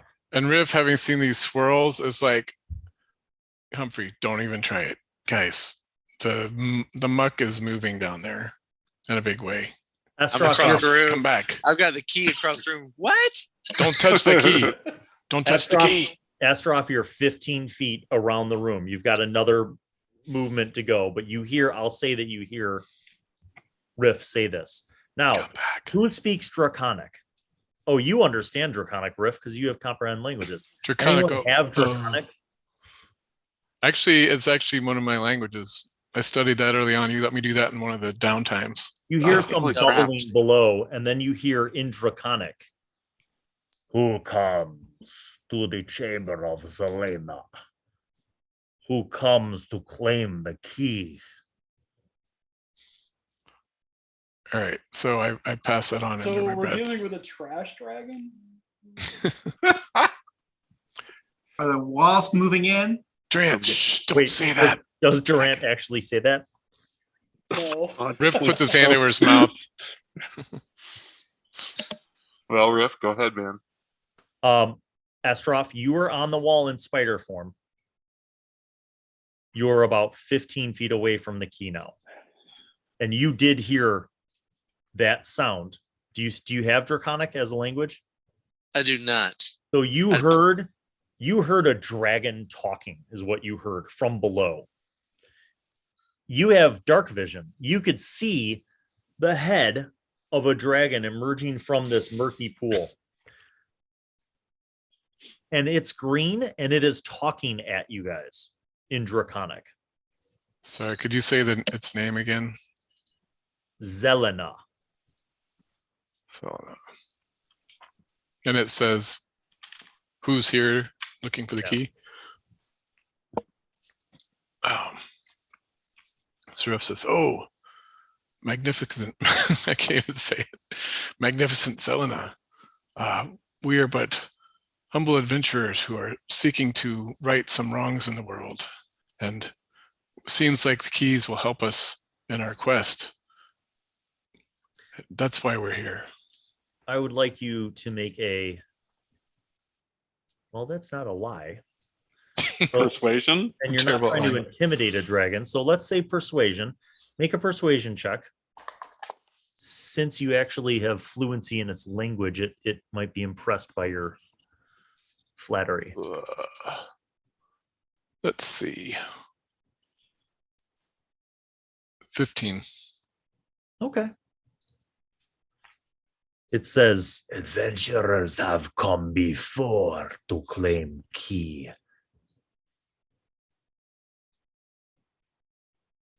And how did they fare? The key's still there. He says, yes, wizard is correct. Not take the key is maybe why they failed. He says, oh, I have to make a roll. Hold on. Estroff, make a stealth check. I'll give you advantage. Uh-oh.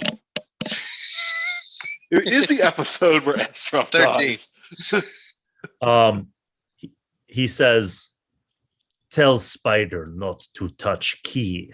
I have not given permission to Spider. He says this, he's still speaking in Draconic.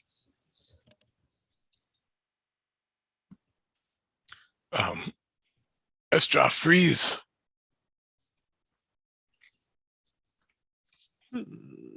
Estroff, you have dark vision. You see one of the two dragon eyes just look up at you. Like it's Gonna not go from there's like no almost mistake. touching it. Yeah, there ain't no mistake about where it's looking. Like one eye is looking up at you, the other eye is looking at the rest of the group by the door. Lizard eyes. Just gonna like slowly move back, but not very far away from it. You see the swirling of this thing and you see it kind of stand up now. So it stands up on its hind legs, and as it's standing up on its hind legs, its head gets to where you guys are at. So it's in the middle of the room. So it's still like 20 feet away from where you are. Kind of in the middle of the room, the sloshing of the grotesque pool kind of calms once it stands up, but now its head is basically looking at you guys at eye level as you were looking at this large green dragon. I'd like to ride it, please. Hearing the sound, I want to turn around. Can I see it now? Do you guys have another light source? I Other can than light a the lantern. Okay, so with your lantern, yes. Its head is the size of you. Is someone talking to it? You've heard Riff speaking. Do you have Draconic? Yes. I don't. No. So Tuco, you've heard Riff speaking a language to the dragon, and you've heard the dragon speaking back. Riff, can the dragon speak in common? Yes, I can. I can understand and speak in this filthy language, but I will not. You will translate for me. Well, great. Zelena, is this key important to you? Do you mind if we take it? You must make trade to Zelena for key. Interesting. And what does Zelena find interesting and valuable that would accept as trade for a small key? Must be something valuable to Zelena. You make proposals.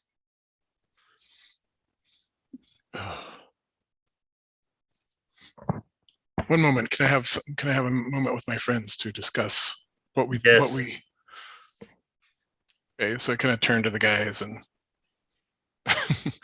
guys, what do we have that we're willing to part with that's valuable? Well, if y'all have things. What do dragons like, except Gold. An unlimited supply of booze? Gold. I have a lot of gold. We don't have that for the dragon. Dragons like magic. Do we have magic things that would be interesting for a dragon? Give him a little clay. Possibly clay, that can be anything. Mm-hmm. I do have Can you ask the 3,400 dragon- gold pieces. Can you ask the dragon a question for me? Just take the key and close the door behind us. Would you ask the dragon if it's okay if I approach and touch creepy. Why do you Touch want what, brother? Tread carefully. Just Tread ask carefully. that dragon for consent. touch the sheep. Just want to rub its shoulder. Touch its cheek. How weird is it? Riff, would the dragon like entertainment? It must be lonely here all by itself. Well, my Why are thought y'all is- coming on to this dragon? my thought is I can use the necklace that I have to understand some of its desires.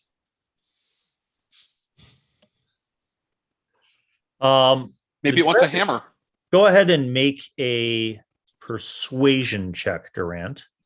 Well, I'm The not. dragon I'm seems- asking Riff to. Yeah, but it you could see that it like cocks its head at you and kind of looks at you as you're saying that. Okay. That is. What was I rolling for? Sorry. Was it Persuasion. Persuasion. So 15 minus 1, 14. Okay. It moves forward. And as it moves, it's like moving very slowly, but you hear the sloshing of the pool below because it's huge, right? So it kind of like moves forward, and its head and its snout are basically right at the edge of the wooden platform now. So it is within 5 feet of all of you. And it says in Draconic, it says, "What does the human say? It wishes to give gift to Zelena." Yes, may my brother approach you, and You notice its head kind of cocked towards you, and it's looking at you, and then one of the two eyes spins back to Durant, and it says, "How can human be brother? You elf is half brother. right. You have Half-brothers. elf father or elf mother." I have an elf mother, a very powerful elf mother. Ugh, elf. It kind of like when it does the you notice this like grotesque kind of green saliva / slime drip a little bit out of its mouth and just hit the edge of the wooden platform, and the wooden platform begins to sizzle. Just this one part of it. It looks back at Durant and it says in common for the first time, it says, "Pay homage to Zelena." Okay, I'll approach and I'll kneel in front of it on the platform, It's like, and I will reach forward and gently stroke something that won't kill me, I hope. yeah, its snout. So you see that it's like definitely spiky. It's got like this huge crest with these like spines and stuff, but you can kind of touch by its snout. I'm being very gentle in my touch, and I'm using the necklace to see what its effect is on the dragon. This dragon fetish has gone too far. Riff starts playing a gentle love song on the harp. Okay, so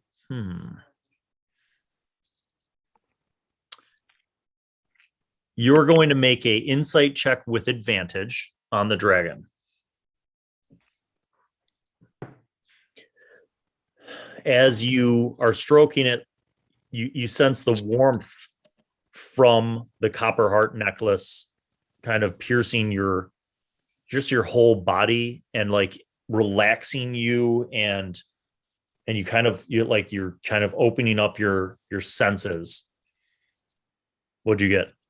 A 19.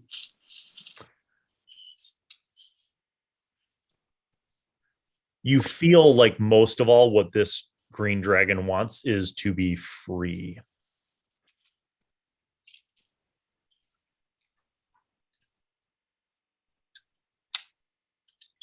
Do we have a way to free a dragon?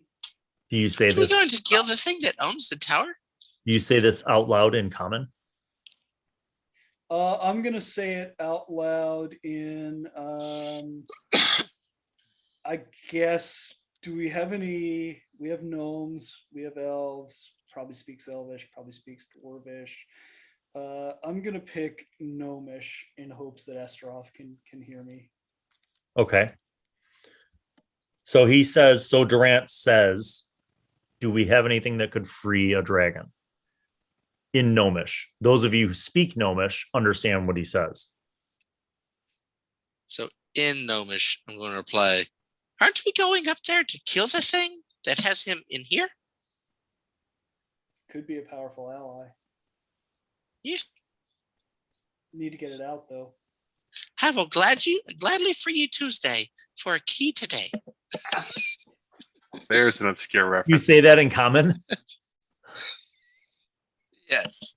All right. The dragon looks to the little spider and says, free key in common. And he says, come back over here, little spider. Speak more to Zelena of free and key. So crawl, making sure I stay well away from the key. And come over. I'm still stroking the dragon, by the way. All right, that's happening. Riff, Hugo, and Humphrey, what are you doing? I'm just watching all this shit unfold. I got no value to add at the moment, other than this bizarre look at my face while I watch Durant keep stroking this dragon. Humphrey, make a Arcana check. Oh, 24. Some form of sexual magic. So in your basic That is early very good. days, Humphrey, in your basic early days, you had a course at the academy regarding the nature of dragons. Okay. You did a semester on the nature of dragons. And you're in your overview, you understand that green dragons are evil, inherently evil, right? Not to be trusted. They are malicious, like all of the chromatic dragons, red dragons, black dragons, green dragons, blue dragons. They're evil.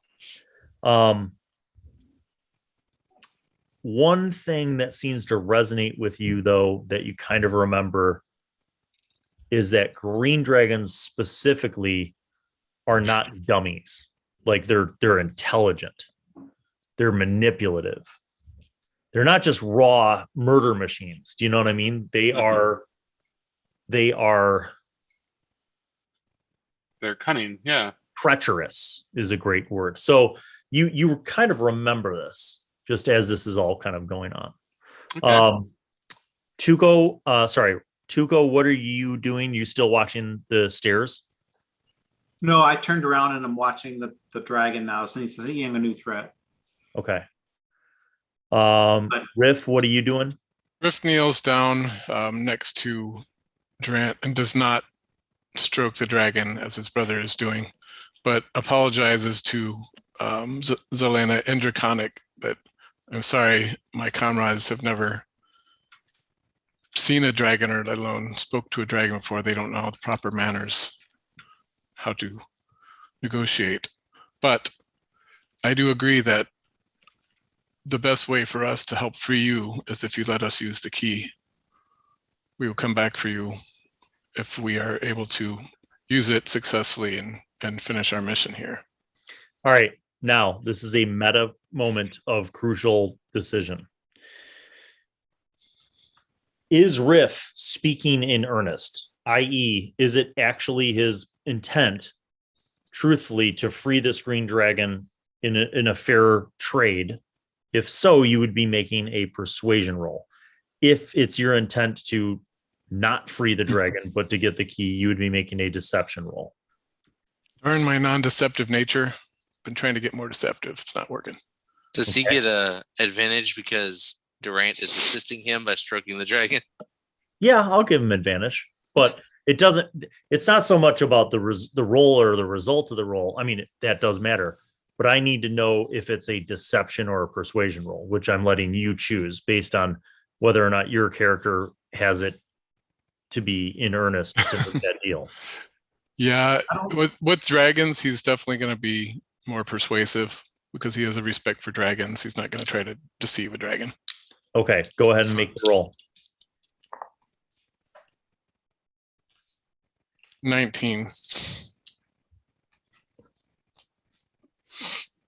Zelena kind of slowly nods. He sort of like pulls away a little bit from Durant's reach, and he says, Zelena, give you key and you defeat mage and free Zelena. And he says this in common so everyone can understand. He says, yes. That is correct. And he looks, you see his eyes splitting off at each one of you. He says, each agree to this pact. How are we going to free this? I don't know how we're going to free this dragon. I mean, he couldn't even fit through the door, for Christ's sake. When you say that, the dragon laughs. He's like, ha, ha, ha. When you kill mage, tower will be free. Zelena will be free. Will not be door anymore. Okay. Yep. Then it's in your interest to help us kill this mage. You hear the water splash as Zelena's wing, just one of its wings, extends out. And it doesn't even extend all the way out. It just extends enough out to reach the key. And one of the spines at the tip of its wing hooks the key and rips it off the wall. And then it turns and it kind of like brings it to you and just flicks it onto the platform. Ting, ting. And use mage hand to pick it up.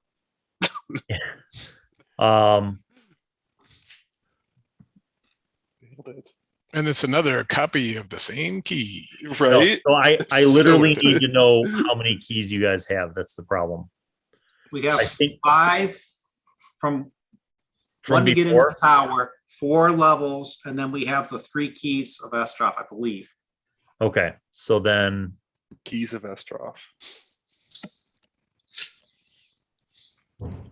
Okay, so then you get another key, and it is, I will show it to everyone. You get another key, and it is glorious. New key looks just like the old key. I was gonna say, wow. It is that key. That is the key that you get. I will put it into the chat. Okay.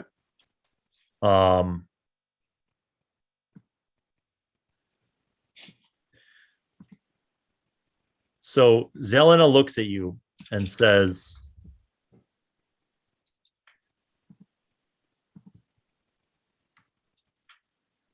you are not as powerful as other party of adventurers. I hope we're smarter. Hopefully you smarter, because otherwise Zelena will be stuck here for more times.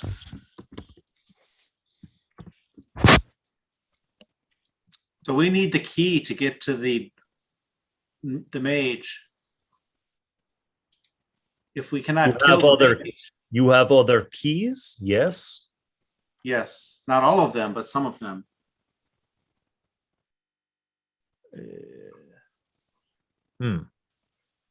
You must go up more then.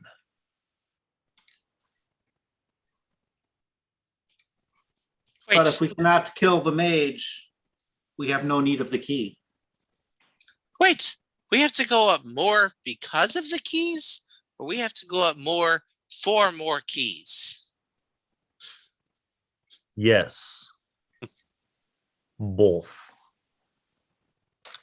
He I says, want to walk back around he and says, drop my keys. he says, which key do you have?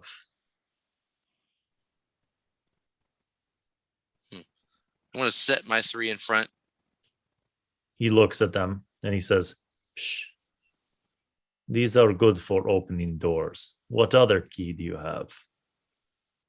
I show him the key with the 1 on it. That's the one that I have. I think I passed the other ones out to everyone else.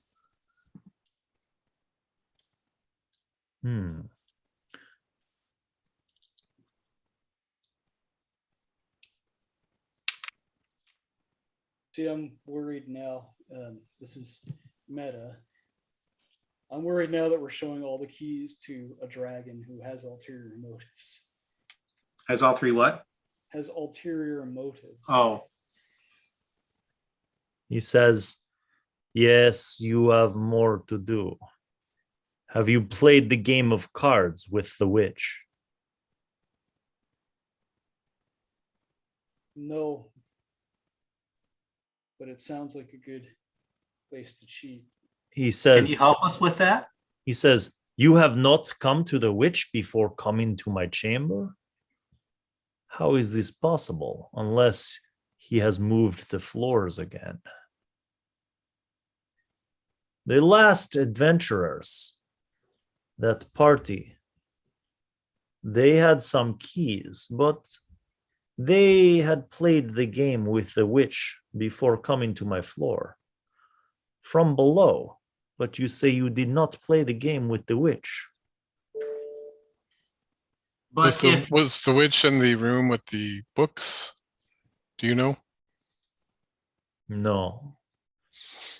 Room with If- books is study of wizard. Yes? It appeared so. No. That room, study of wizard, is very dangerous. All of the things in this room come to life. Chair, table, chandelier, bookshelves, they all come to life and attack you. It is a room full of mimics, but that room is up above. No? if adventurers before came and got keys from the witch or any of the other floors, and they were defeated before defeating the mage, then wouldn't the keys that they had all be wherever they failed? I do not know if they were defeated. They never returned. What room was above the study?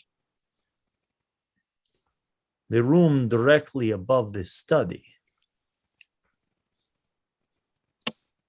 I do not know.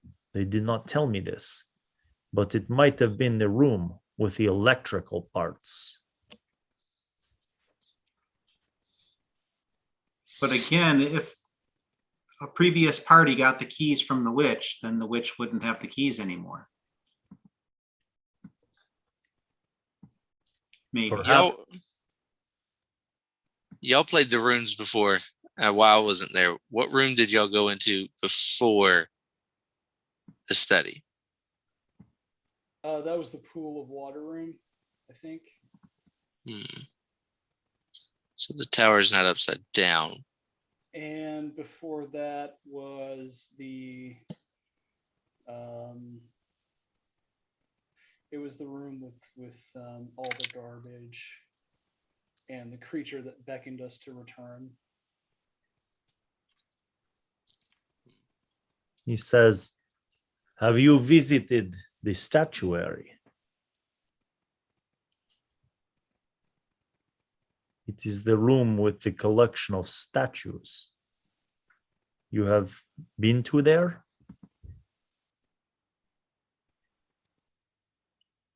I don't think so. Doesn't sound familiar to me.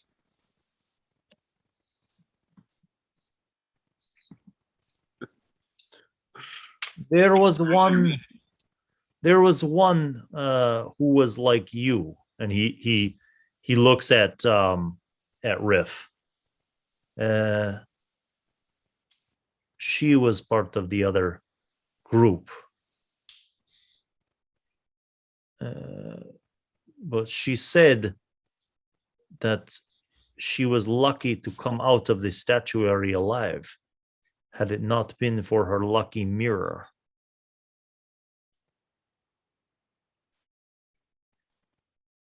That's meta scary. The mirror was silver, like the keys. She was very smart. She looked through the mirror to find the key and not look anywhere else in the statuary. They call her some name, but I can't remember. It was like elf name, like Silver something, Silver Moon something. Akiri? No, Silver Moon something. Doesn't that connect? All of you guys can make a history check. I'm not very good at that. That's the 17. 4. 24. Of 15. course. Okay.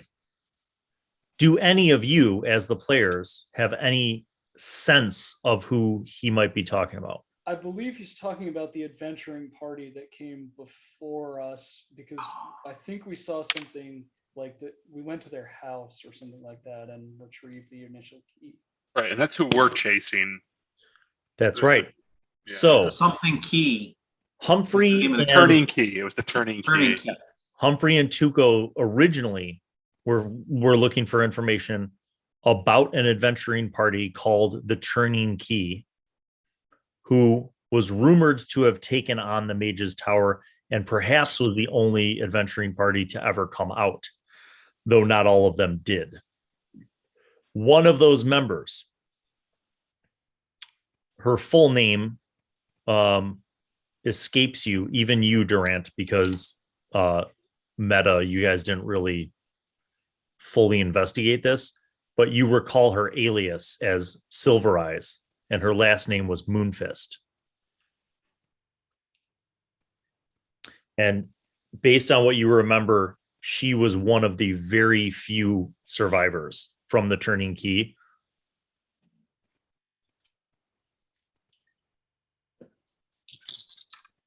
One of the reasons why the lore related to the Turning Key party is so difficult to track down is because those few who did survive the tower would not speak to anyone about what they encountered. People had a sense that it was terrifying, but that it perhaps was something that they were not willing to discuss because of how traumatic it was.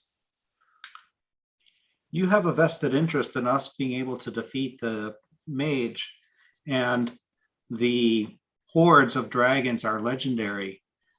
Would it be possible that you would have such a silver mirror that we may be able to borrow to get through the next level in the or Would it future be level in the possible? tower? He looks down at like the muck and he's like, no, I have no horde in this place. I am neither hungry nor capable of gathering horde. I am cursed to be here. You defeat the mage and free me to keep your bargain. Perhaps after freedom, I will reward you from some treasures.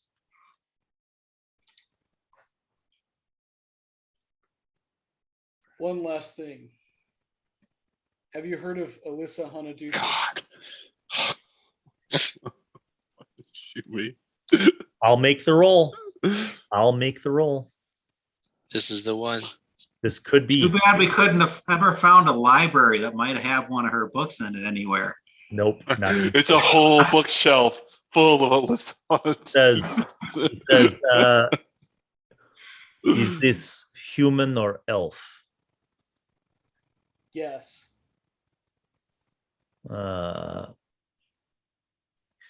He says, I don't know of this one. She writes things of dragons, things of your kin. Many humans wish to gain power by make alliance with us. Many elves wish to destroy us, so we eat them. But humans easier to make deals with. He says, remember I give you this key because it's special key. And you remember your word to free. Free who? I will wait. I will wait here while you go up to find out what floors he has moved around. Remember, Do you know where these keys go? Where would we be placing these keys at? Is that at the top of the tower or before? I do not know why the keys are important. I know that he uses them to guard something very valuable. But I have not been out of this room, and no survivor has ever returned back this way. Has anyone else ever gotten the key from you? Gotten from me? Yes. Any other adventurers? He says, you insult me. Do you mean have any been given keys by my greatness and generosity? Yes. I have given one before. How did you get the key back again? It appeared on the hook. I think maybe when the wizard moves each of the tower levels, something happens to the magics.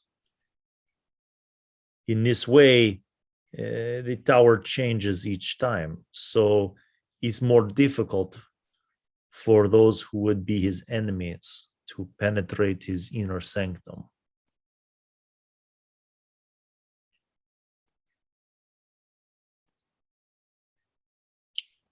And that's being the case, then time may be more important than we thought. We may need to continue on before the wizard decides to change the floors again. He says, I do not think time is here. I cannot measure how long I have been here.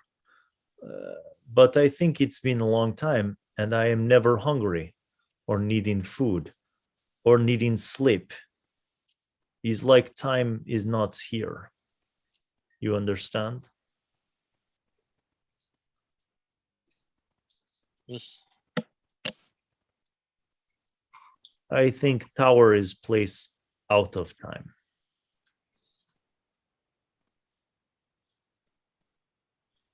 He says, go along now, small people.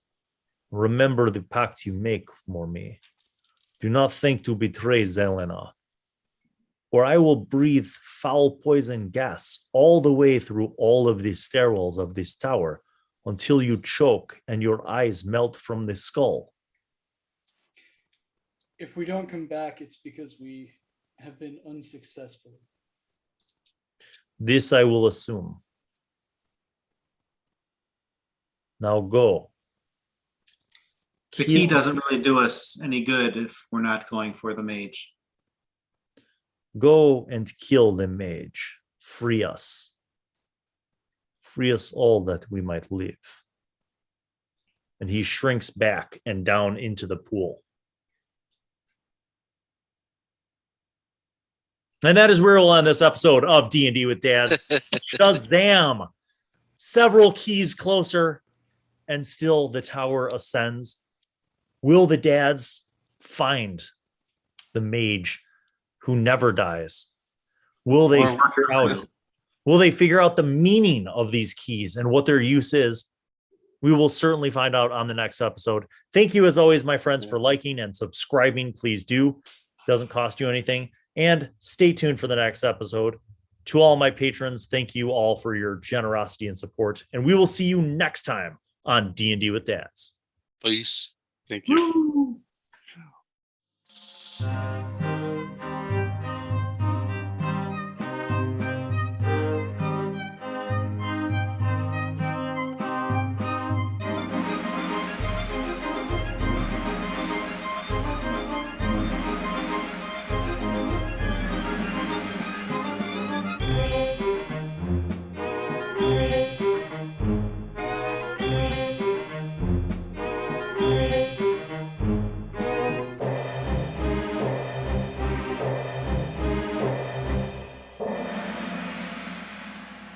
Well, hello, and welcome to Bill Allan World.